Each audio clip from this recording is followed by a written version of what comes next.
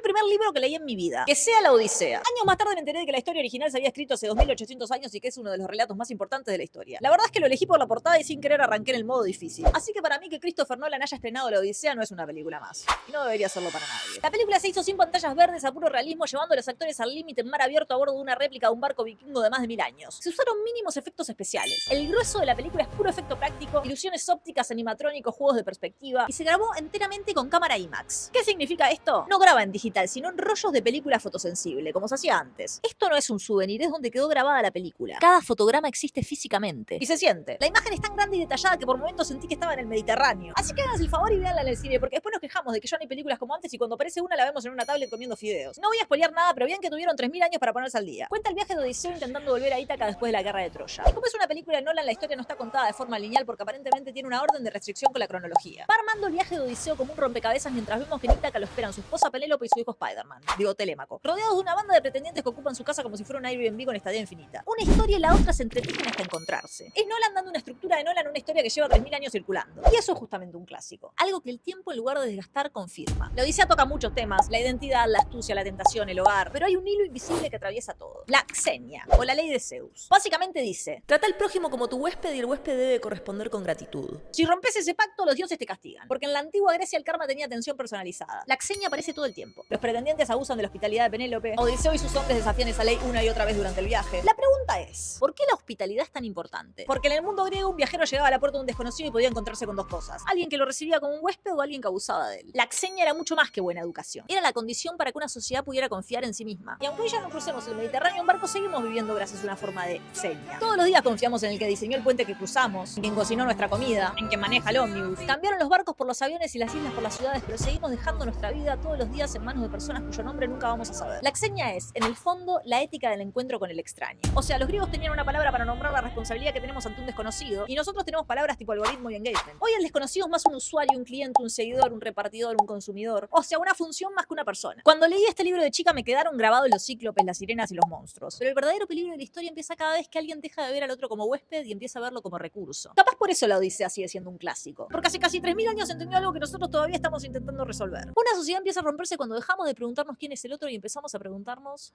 ¿para qué nos sirve?